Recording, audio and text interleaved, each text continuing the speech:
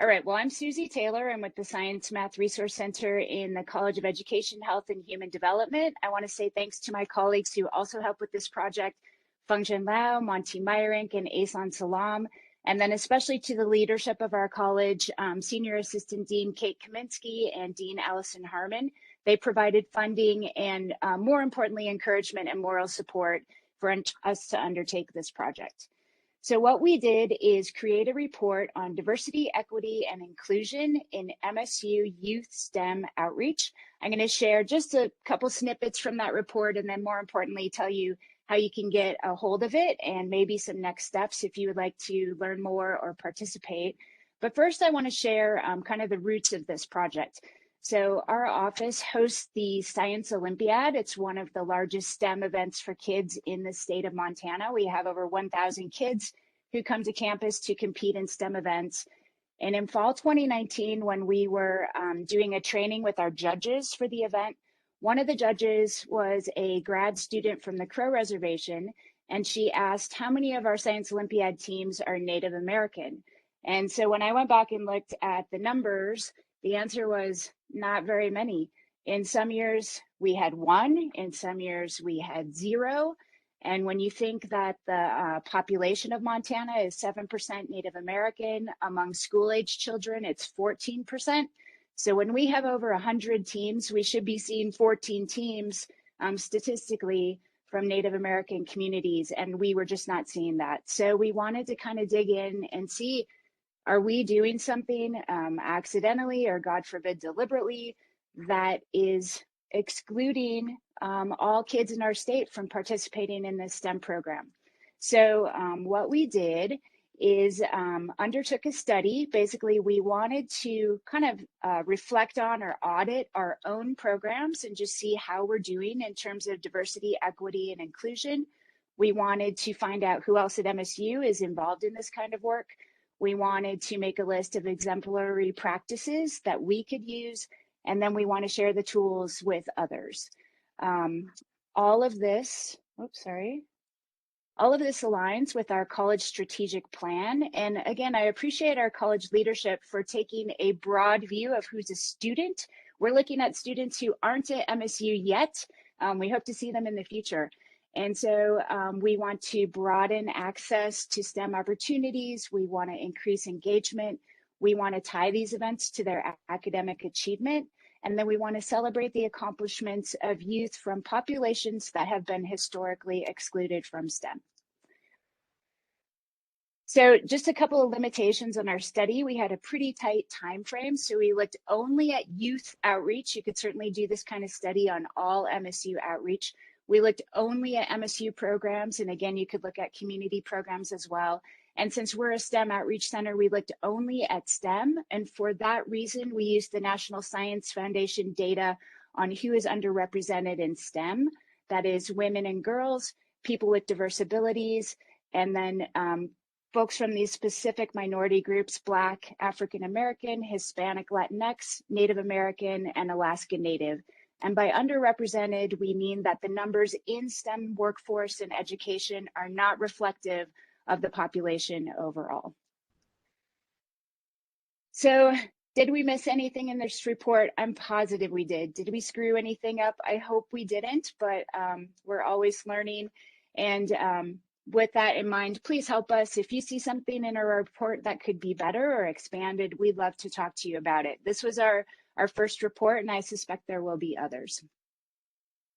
So basically what we created is an 8-page report. It's kind of a checklist style tool. We have 48 questions that you can reflect on, ideally with your group that's involved in youth STEM outreach. Along with those questions are some exemplary practices to consider. Not all will fit, but they're good to discuss. Then we did interviews with youth educators around Montana, and we asked them about what are some of the barriers to youth participating in university STEM outreach? What are your recommendations for overcoming them?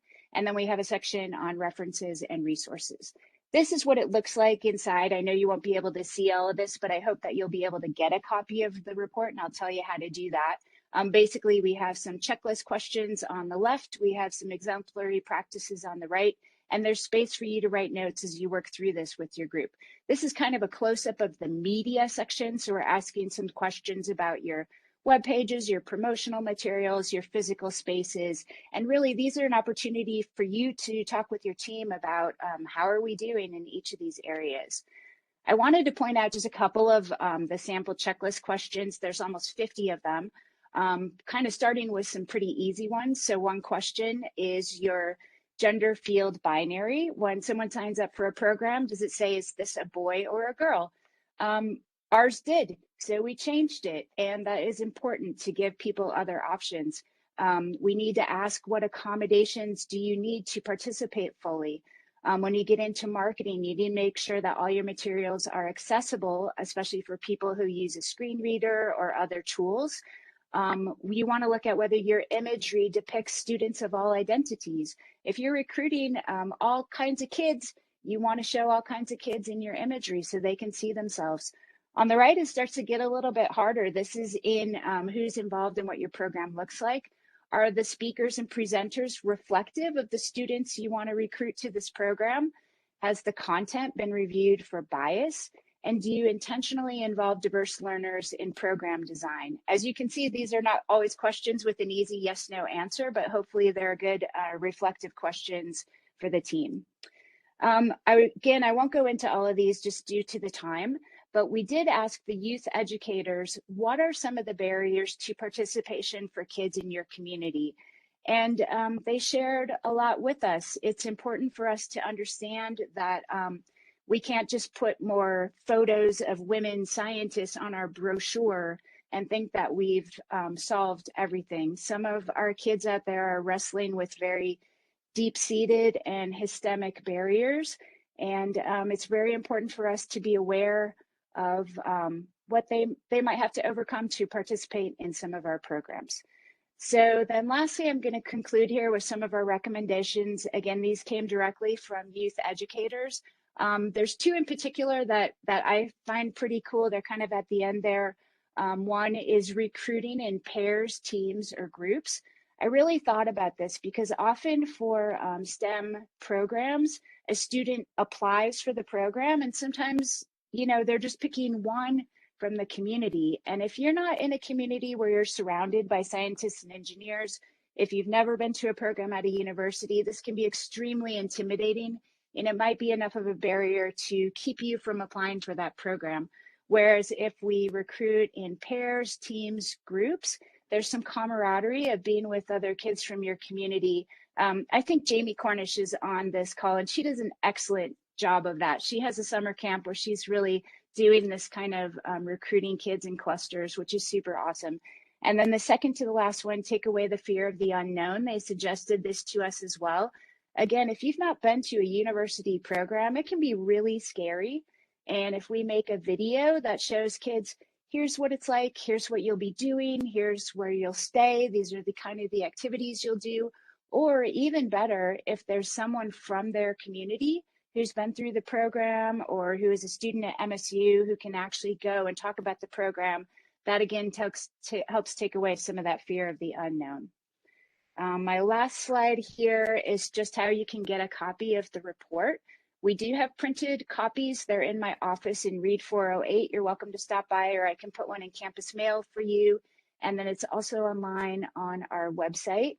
Like I said, I already see things that I would change. I mean, that's the hard thing about printing a report. So if you want to try this and run your own programs through the checklist and let us know what you find out, that would be awesome. I'm sure we'll make a future report. So that's it for me. I'm going to stop sharing here. Thanks, Susie.